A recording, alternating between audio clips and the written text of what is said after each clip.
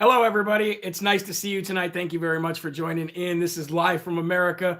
Today is February 9th. We are live at 5 p.m.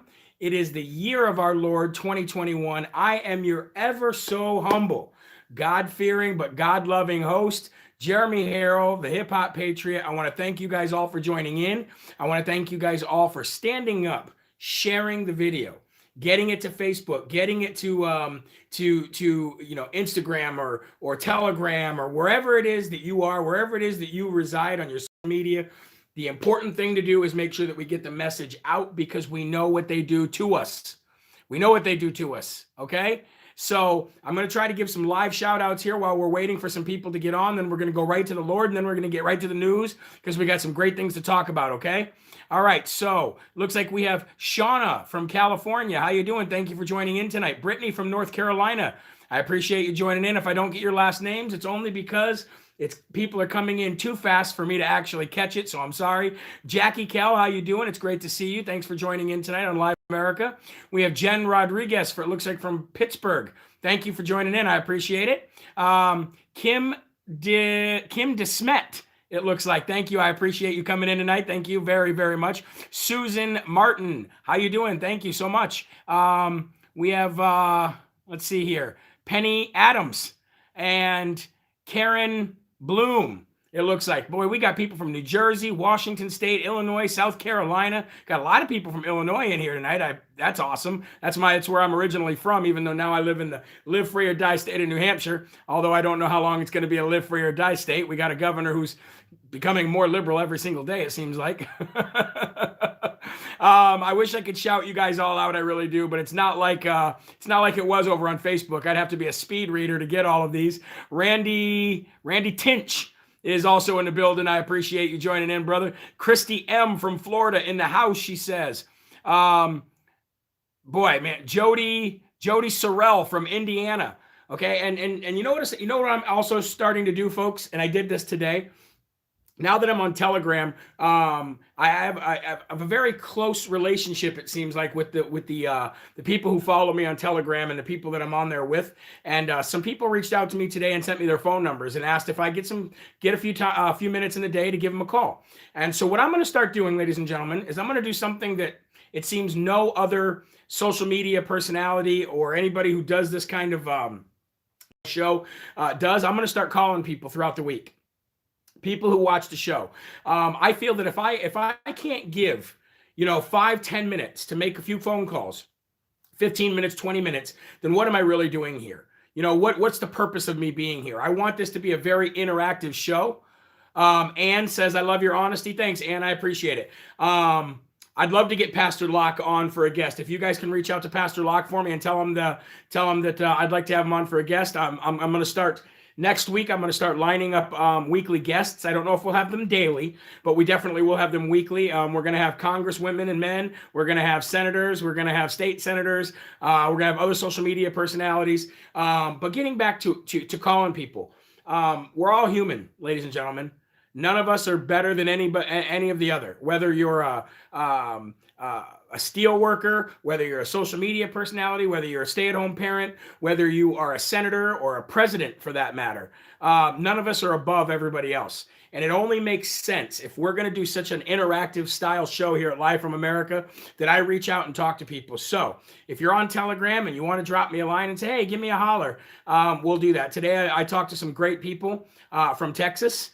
And they know who they are. And she said that her husband is a huge fan of the show and she'd love for me to call and she's fighting breast cancer. And I got to call them and I got to talk to them, and boy, what a great way to just keep a humbled heart and keep a level head. You know what I mean? I know a lot of times people can really let positions or let what they do go to their head, and that's something that I never want to do, and I pray to God that never happens. So in order to stay grounded, it's great to talk to the people and to keep praying. So ladies and gentlemen, I would before we get into the word and while we let some more people jump on, I would like to let you all know that as far as monthly maintenance is what it takes to run the show and servers and have websites and studio and all that. We're at 100%. We finally made it to 100%. Although anybody who wants to continue to become monthly donors or one-time donations, all of that stuff will go into a very specific fund that will help get us out on the road and get us to big events. So I appreciate anybody who's done that. And I sent a first round of email blasts out today, and I'll be doing the rest tonight. So if you signed up for the newsletter on jeremyherrell.com and you haven't received an email yet, you will be part of that second round of news blasts. And from now on, I'm going to start sending out weekly and daily, sometimes, hopefully every day, a devotional to kind of get us more aligned with God, where we should be to begin with, right, ladies and gentlemen? All right, so we are February 9th. If you're new to the show, this is how we start out every show. We give our love, our honor, and our appreciation to the Lord first, and we ask him to bless the show, and then we move on to the news, and we start spreading some positivity and some truth. And sometimes the truth hurts.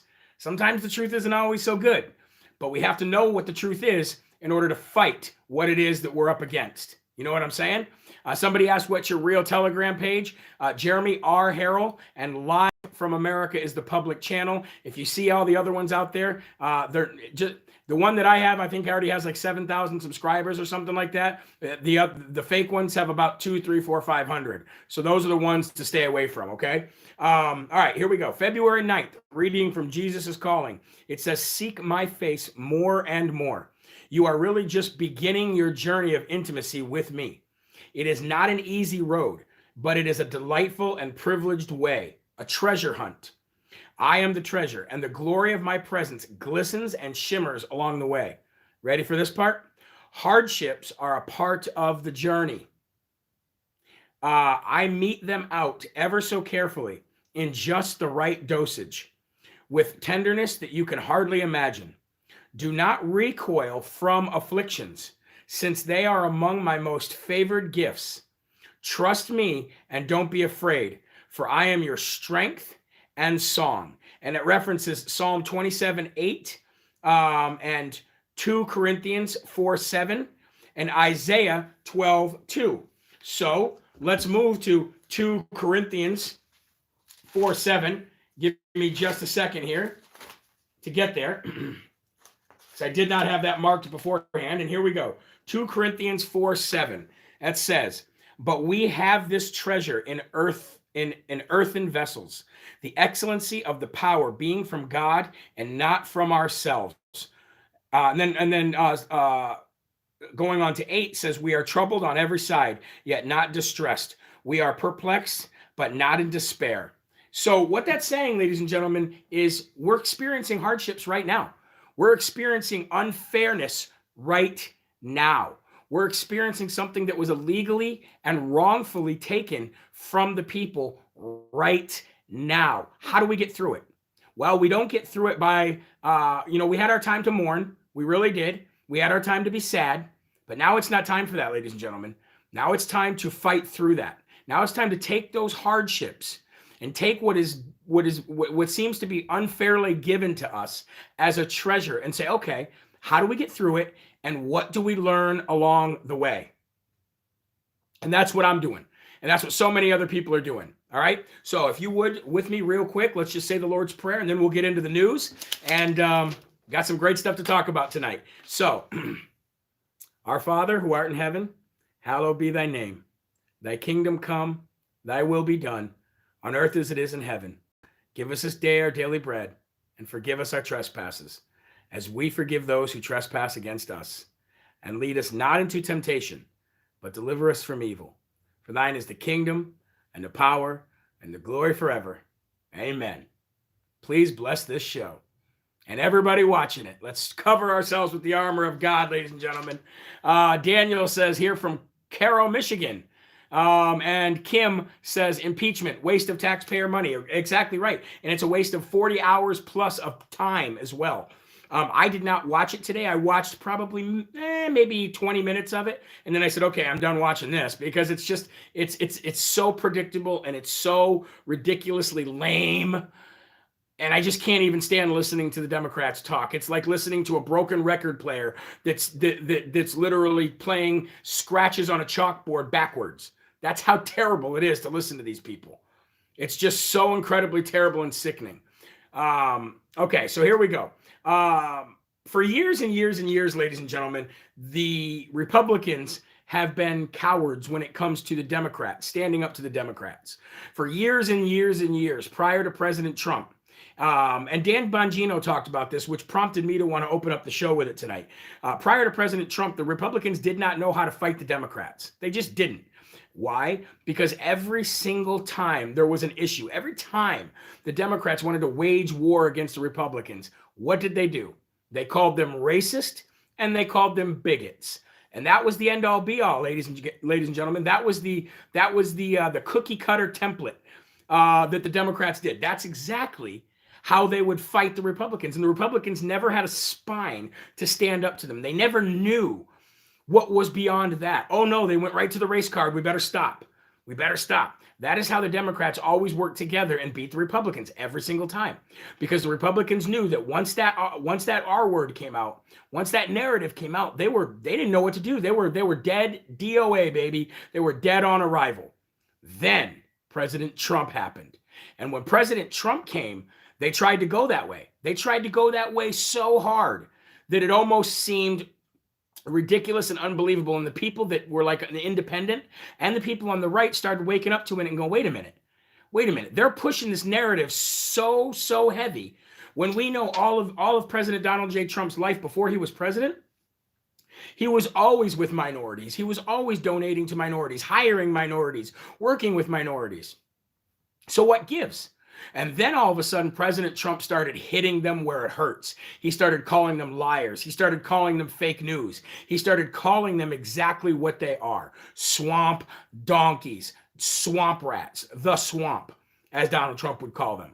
And he started hitting them back, and they did not know what to do. They never had somebody punch back.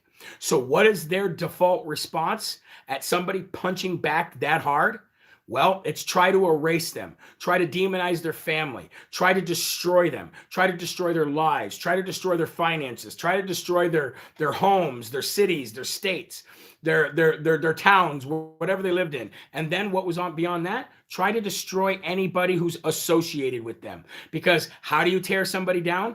Besides do everything that I just mentioned, get anybody who believes in them, supports them, befriends them, works with them, are colleagues with them, or anything, destroy their lives so that they will separate themselves from them. Power in numbers, right? The people have the power. So that is what you've seen over the last 4 years. You've seen literal swamp donkey Democrats and rhinos try to destroy this man because this man knew how to hit them back.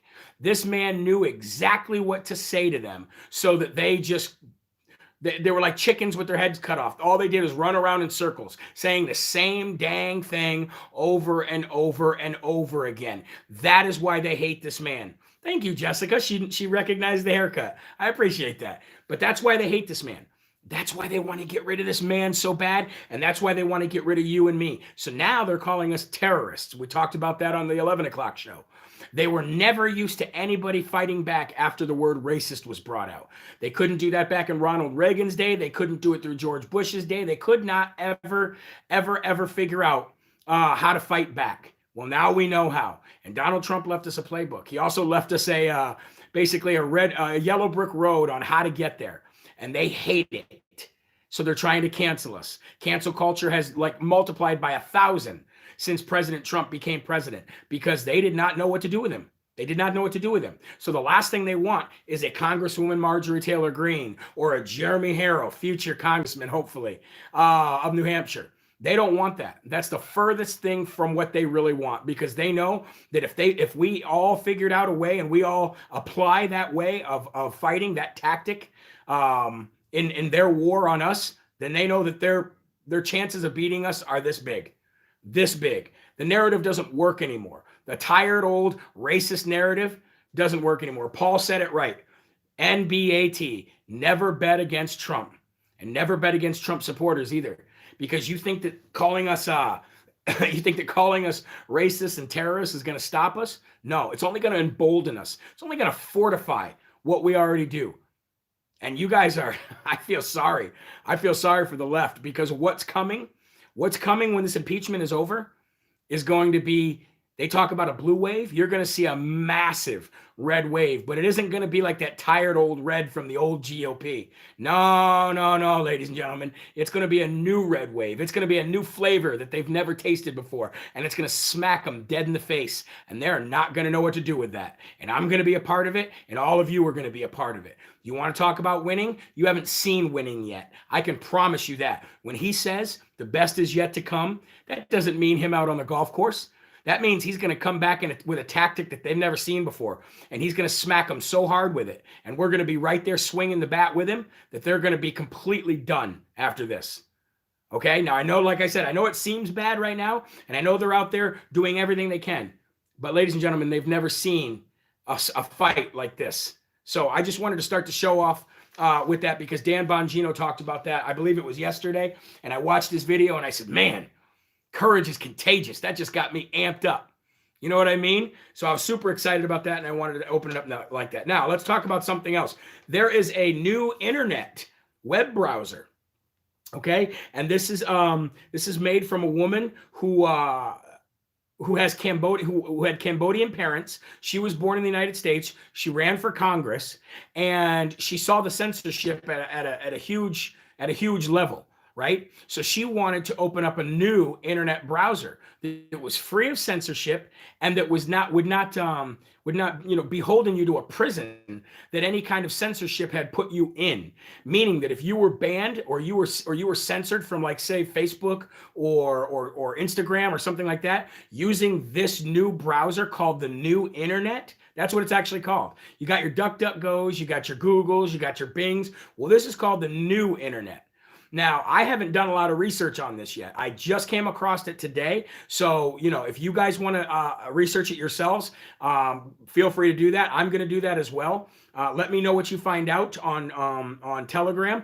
But what I did read about it sounded very interesting, and it's just called the New Internet. It's a web browser, and it basically allows you the freedom to be able to still go and see what's going on Facebook, still go and see what's going on Instagram, even if they censored you from going on there. And many other pros that come along with this. It's called the New Internet Browser. Somebody said, is Parler coming back?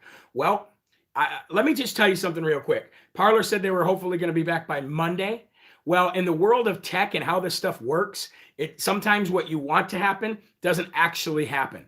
And I'm starting to find that out firsthand with having to rebuild my website. And, people that are working on my website are like, hey, this will be ready by then, but then it's not, because it's not that easy, folks. It's just not. So Parler's not back up yet, but I would assume that they would be back up any day now. And as far as Freedom Fan, the new Freedom Social Network, I know a lot of you have went over to the Facebook page. I talked to a couple of the owners today, and they said that Facebook page of theirs went from like 600 to 4,000, because you guys wanted to go see that new commercial that they dropped. They were hoping to be out last Saturday, and they're still not out yet, but that's okay. Like I said earlier, patience is a virtue, and hopefully this week it's still going to happen. Hopefully by Friday. But again, sometimes these things take time. Now, let me talk about this too. We talked about how the right never, ever got it. They never figured it out, right? The left works together. Facebook, Mark Zuckerberg, and Osama bin Wannabe, which is Jack Dorsey. Those two guys, they work together. The left works together in a way that the right never did. But what you're starting to see, ladies and gentlemen, is you're starting to see people work together on the right now. You're starting to see them forced to work together. So you got Rumble, which will someday be the new YouTube. Vimeo is also working. I'm not saying they're owned by the right, but Vimeo is not censorship heavy like YouTube is. Okay? So you have Vimeo, you have Rumble, that will probably be the new YouTube, especially when they create a live option. You have Parler, that will sooner or later be the new Twitter, because Twitter's dropping like flies, right? And they're looking for new revenue streams, so they're going to be subscription-based pretty soon. I think Freedom is going to be the new Facebook, especially since they're one of the only platforms out there that have a very unique, very custom-built code for live video. All right, you have DuckDuckGo, Bing, and now this thing called the New Internet. And if they all work together, I urge them all to start working together, because if you guys work together, if the owners of Parler work with people at Freedom Social Network, if the people at Bing work with the people at DuckDuckGo, and the people at Rumble work with all of those people, if they do that, ladies and gentlemen, you're going to see something that we haven't seen since the left started working together and creating all of these things. All right, courage is contagious, and I urge every one of them. I urge every single one of them to work together so that they can build something much like you've seen the left build. You know what I mean? Karen says, "Hey, Jeremy from North Georgia, how you doing? Are you in Marjorie Taylor Greene's district? I know I think she's what, Northwest." Vimeo removed Lindell's videos within hours. I did not know that. Thank you for telling me that. I did not know that. Crazy, right? Well, it's going to trial, somebody said. I'm assuming you're talking about the impeachment. I thought somebody said there was 44. 44 said no. Lucy says, shout out to you, Lucy. All right, moving on. We got more to talk about. So let's talk about Schumer real quick. Schumer, the way he gets on there and talks about the way Trump's rhetoric is inciting violence, right? I want to take you back to something that Chuckles Schumer himself said. Are you ready for this? You guys might remember this, right? This is back when he threatened the Supreme Court justices. So somebody said 56 to 44. Okay, thank you. I appreciate it. This is a quote from Chuck Schumer. I'll see if you guys remember this, all right? And he didn't just say it, he yelled it. He said, "I want to tell you, Gorsuch, I want to tell you, Kavanaugh, you have released the whirlwind and you will pay the price. You won't know what hit you if you move forward with this." Do you remember that? Do you remember how he threatened Supreme Court justices with his rhetoric? "I want to tell you, Gorsuch, I want to tell you, Kavanaugh, you have released a whirlwind and you will pay the price. You won't know what hit you if you move forward with this." Remember that? I don't ever remember President Trump saying anything like that. And of course, we can talk about Cory Booker. We can talk about Adam Schiff. We can talk about Maxine Waters. We can talk about Eric Holder and all of the rhetoric that they said about literally causing real violence against American people. But I'm sure you guys all remember that. Those were actual threats. Those aren't just him using his First Amendment right to say what he wishes would happen to people. Those are actually threats. You won't know what hit you if you move forward with this. You will pay the price, scumbag, or as President Trump calls them, dirt bags. That's real threats. That's real hate, ladies and gentlemen. But we're just going to sweep that right under the rug, aren't we? We're not going to talk about that one, are we? Nah, because that's the left. Much like John Sullivan, Antifa and BLM John Sullivan, who got arrested, violated, like I said earlier, violated his terms of bail, but yet, right back out there. Ain't that something? Ain't that something? Ladies and gentlemen, again, the only way we're going to beat all this is working together. Working together. The left has also figured out ways to drive wedges in between us as Republicans or as Trump supporters or even libertarians or independents who lean right. What we really got to do is work together. We will beat all this if we work together. You see how the left works together? They can say stuff like that. They can actually threaten Supreme Court justices. Somebody said, I think he's facing new charges, Sullivan. Well, from what I heard, he violating his, or from what I read this morning, violating the conditions of his bail by opening up a Twitter account. They said he wasn't going to jail for that. So if he's got more charges, well, I guess we'll see then, won't we? But working together, I'm telling you that. And somebody said that right. Working together with God in our lead. That's 100% right. If we follow God and work together, there's nothing. What do I say every day? No weapon formed against us will prosper. Every day. Okay, moving on. So, well, and here's, I wrote something down here, not really much to talk about, but just a statement. I said the states created the government, not the other way around. We, the people, created the government, not the other way around. But yet we've let the government bring our society to its knees by fear-mongering and lying about COVID numbers and lying about deaths and locking everybody down, taking away their businesses. Meanwhile, while they propped up Amazon and everybody else, remember, ladies and gentlemen, we created the government. The government did not create us. God created us. We created a government. at any time, working at a state level, we can take it back. And not by violence or by force, all by the power of the states. Man, if I didn't learn anything else during President Trump's first term, it was how powerful these states are. Okay? Somebody said this is so wrong. I don't know what they're talking about. CDC guidelines have encouraged people to not travel, not get on airplanes, and not travel. Meanwhile, President Biden is going to travel to Delaware to spend time with family. So his press secretary, Jen Psaki, was pressed about that. And she said, well, the president takes a private jet. Oh, I'm so sorry. I'm so sorry that he's above the rest of us peasants. I'm so sorry that he can make mask mandates on federal property while he's not wearing a mask. I'm so sorry that he can tell you, him and the CDC can tell you not to travel on planes right now because of how dangerous COVID is. Oh no, COVID is still so dangerous. People are so sick and tired of this crap. They really are. What happened to the flu? What happened to the common cold? We're just going to have to live with COVID just like we live with those, you guys. I am so sick and tired of the government being able to bring us to our knees as the people who allow it to even continue. In Italy, 5,000 restaurants together worked at the same time and said they've had enough. 5,000 restaurants opened up at the same time and overwhelmed the enforcement system so badly that they ended up just giving up. They weren't even enforcing it or finding them after that. 5,000 restaurants worked together and said, we've had enough. This COVID stuff is going to go on as long as we let it go on. Because the minute you give power to the federal government to tell you what you can and can't do, that will never, ever be given back to you. That power will never just be handed back to you, ladies and gentlemen. It has to be taken back. And you don't got to do it by force. You don't got to do it violently. I'm not saying that. I'm saying just stand up, have courage, and just do. Since when did we in America just go, we're just going to let the government tell us everything we can do? In America? Are you kidding me? Meanwhile, President Biden says, don't be traveling on planes. Don't do that. It's so dangerous. It's so dangerous. Meanwhile, he can hop on Air Force One and go to Delaware to visit his family. And when Jen Psaki was asked about that, you know what she said? Well, he's the president of the United States, and, he flies on a private jet. He doesn't fly on public transportation. Oh, so sorry. So sorry, Your Highness. Oh, I'm so sorry. I forgot. He's above the rest of us.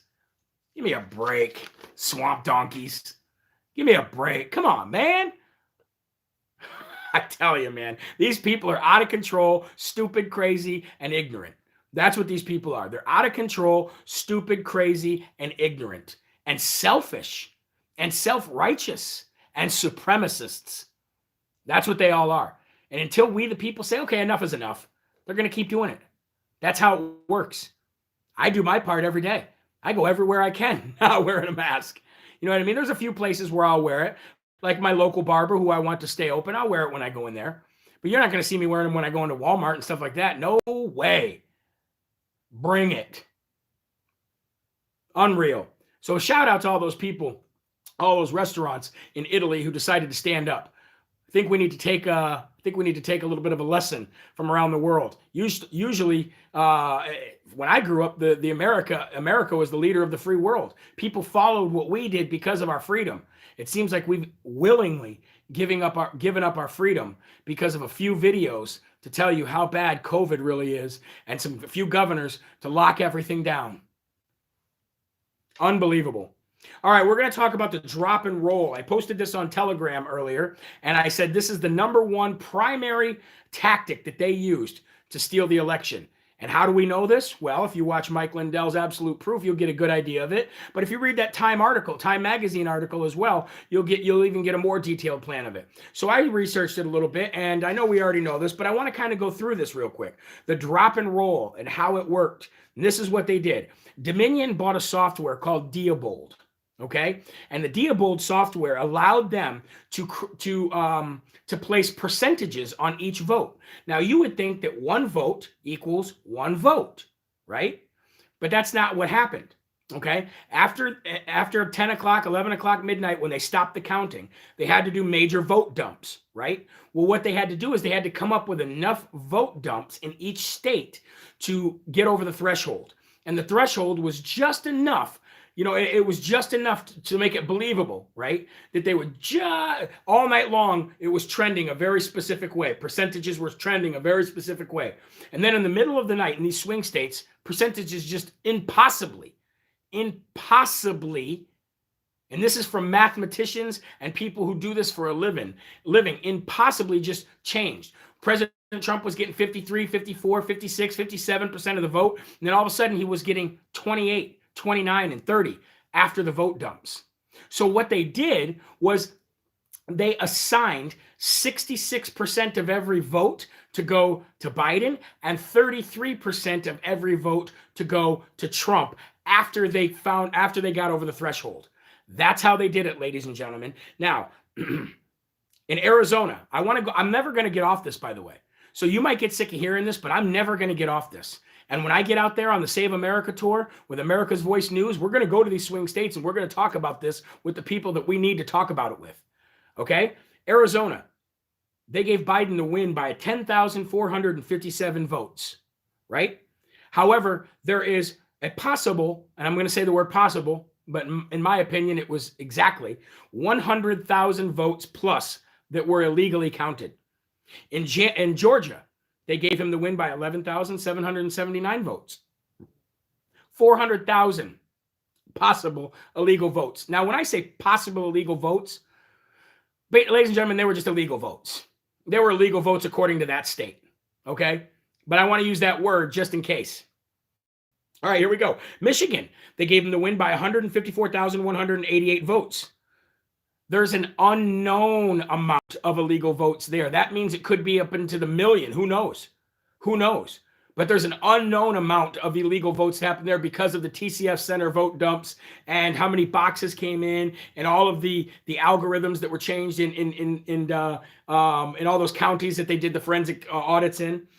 In Nevada, they gave him the win by 33,596 votes, and there was over 100,000 illegal votes there. In Pennsylvania, they gave him the win by 81,660 votes. However, there was 600,000 plus illegal votes there, and we know they were illegal because they would have been considered illegal if the state legislature, if they followed what the state legislature set for election laws and rules. However, we know they were circumvented and they went around those. Wisconsin, 20,682 votes they gave Biden the win by, but we already know that 200,000 votes were ordered by the state Supreme Court to be sequestered and not counted, which they were. So what happened was in the middle of the night, when President Trump was winning by so many votes, the vote dumps came in, and then the drop and roll happened, meaning that 66% of every vote after that was given to Biden, and 33% of the vote after that was given to Trump. How do we know this? Because those exact numbers are the percentages of the votes and who they went to after midnight in each one of those states. Isn't that amazing? Isn't that amazing how they all just happen to be exactly those numbers, 66 and 33, or a variation of that, somewhat similar to that, give or take a few points of percentages? Isn't that amazing, though? Isn't it amazing? And isn't it amazing that nobody's doing anything about it? Just sickening. How do we do anything about it? People ask that all the time. I think the only thing that we can really do is show it and work with those states to make sure that it doesn't happen next time around, meaning that they're going to have to get rid of Dominion. They're going to have to get rid of the tabulation machines, and everything is going to have to be done by hand and counted by eyes. That's what our fight is. So when I go out on this bus, this Save America tour, our stops are going to be Arizona, Georgia, Michigan, Nevada, Pennsylvania, Wisconsin, and other states. But that is where we're going to hold town halls. That's going to be the focus, ladies and gentlemen. That's the strategy, to hold town halls as regular, everyday people who have knowledge of what happened and go there and be loud about it. Now, will we change anything? Don't know. But I know how we're not going to change anything, sitting here in front of a camera talking about it.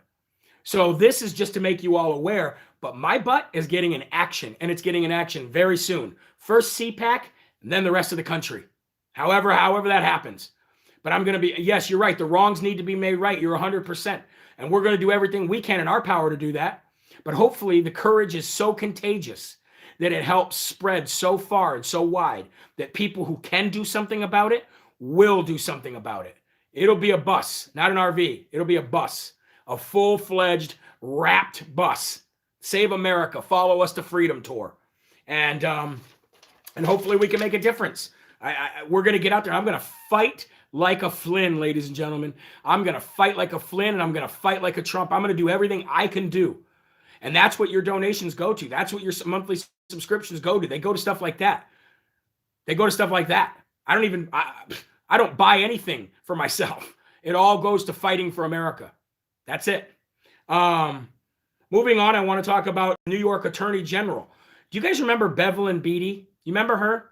Republican activist who poured all that paint on the BLM mural in New York, and she was out there fighting the Planned Parenthood murder clinics, the abortion clinics, Bevelyn Beatty.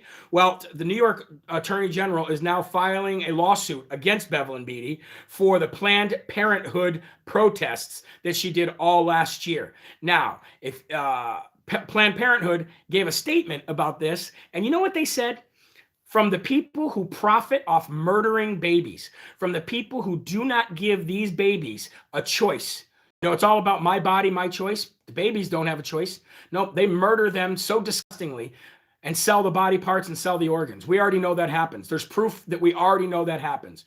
Planned Parenthood comes out and their disgusting PR team, and they come out and they say, oh, she has heckled us.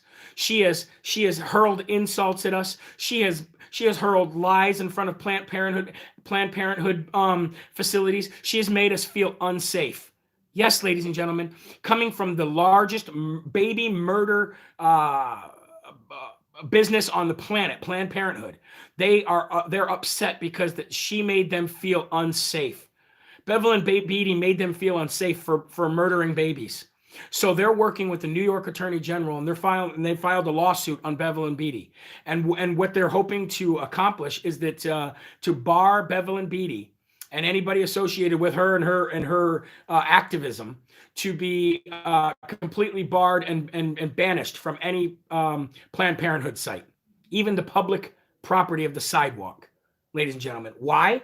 Because the people that profit off murdering babies, they don't want somebody standing out there telling the truth of what's going to happen to those young ladies that go in there. And I saw a very, very, very hard video to watch the other day. And I saw a gentleman who his girlfriend was going in to have an abortion, and she was being coaxed in by the Planned Parenthood staff who profits off murdering babies. And he was standing outside. I don't know how old the video was. The video could have been old. I don't know. But he was standing outside and he was crying and he was pleading.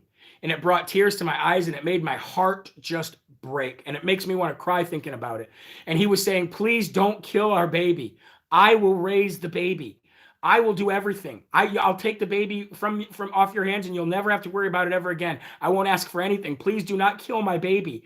Please do not kill my baby. Meanwhile, these scumbags at Planned Parenthood are like, come on in, it's okay. Don't worry about that. It'll be okay. You're not murdering the baby. It's just a clump of cells. Blah, blah, blah, blah, blah. Made me sick. I couldn't imagine being that man out there crying the way he was, begging, pleading for them to not kill his baby. Absolutely disgusting. Absolutely disgusting. Now, if you have never seen the movie Unplanned, I urge you to watch it. Please watch the movie Unplanned. If you watch that movie and you're a young lady or a young man, or even middle-aged, and you're thinking about having an abortion, I know that thought is out there for a lot of people. I myself was a part of an abortion in my younger days, and I regret it I ask for forgiveness constantly for my role in having an abortion. So I know what it's like, and I was there firsthand. I watched it. I was there with the person that had it, and it was the worst experience of my life.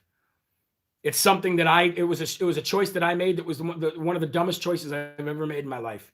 And I'll spend the rest of my life asking for forgiveness for it.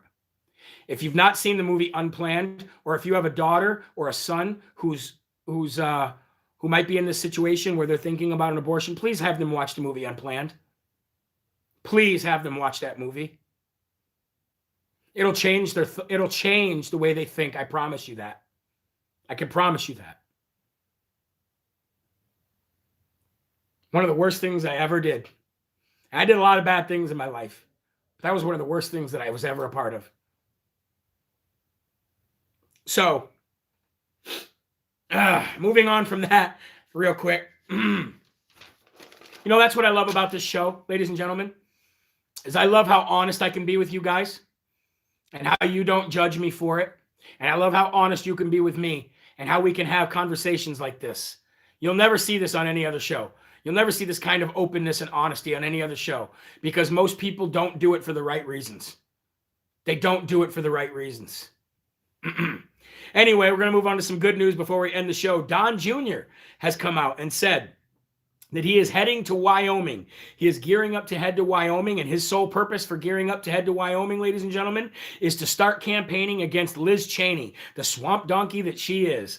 And it's only one. That's only one, ladies and gentlemen, of 10 other Republicans that Don Jr. is going out there to campaign against. And you know what he said? He was quoted saying, talking about Wyoming, he said, "I hear it's lovely during primary season.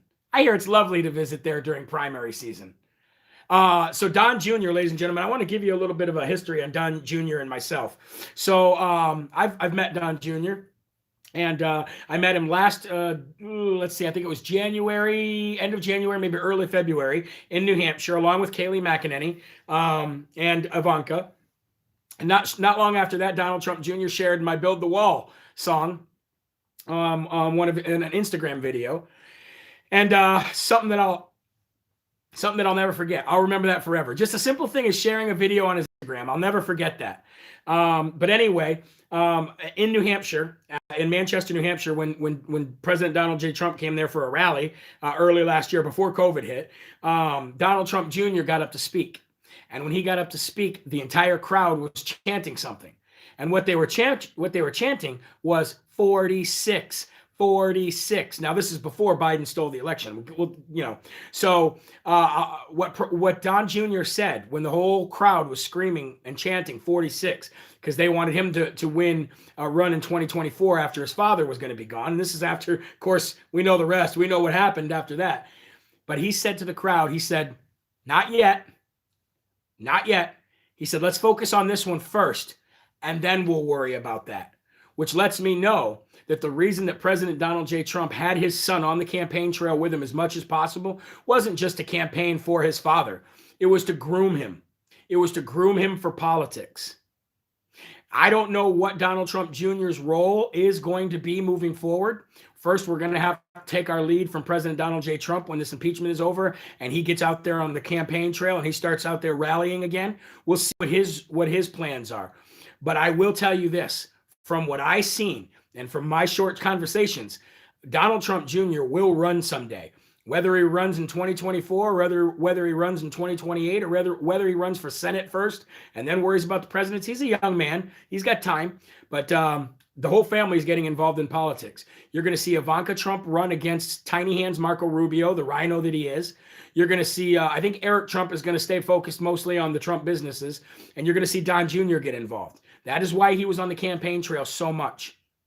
Okay? And I would love to be a part of that. Now, this Save America bus tour that I'm going to be on with America's Voice News, maybe we'll end up being in the same places as Don Jr. as he campaigns against these 10, 11 Republicans who voted for impeachment, starting with Liz Cheney in Wyoming.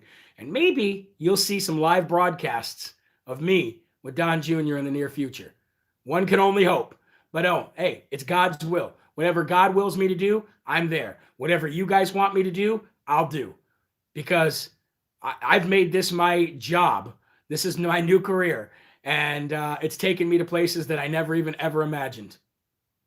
I never imagined. So I want to thank you guys all very much. That's going to conclude tonight's show. Remember to check out JeremyHerrell.com. That's where you can listen to all the podcasts from every show. You can watch all past shows. You can listen to my music. Tomorrow, the new online store will be on JeremyHerrell.com. So you can get your Armor of God gear. You can get your Right Way, Wrong Way, and Yahweh gear. You can get your MAGA gear. All the new, I have new images. I have new shirts. I have new everything coming out. It's going to be fantastic. It's going to be fantastic. It's going to be huge.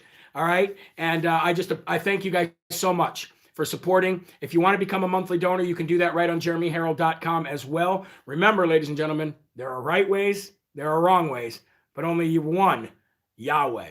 So stand up tall, keep your shoulders back, your chest out, and your head up high, because you are a child of God, and no weapon formed against you will ever prosper. Visit jeremyherrell.com, and I'll see you tomorrow at 11 a.m. for more Live from America. Make sure you check me out on Telegram as well at Live from America, and my personal page at Jeremy R. Herrell. Thank you guys very much. God bless you. God bless the President of the United States, the real President of the United States, Donald Trump. God bless this country, and God bless your families. Have a great night, and we'll see you tomorrow. Bye-bye.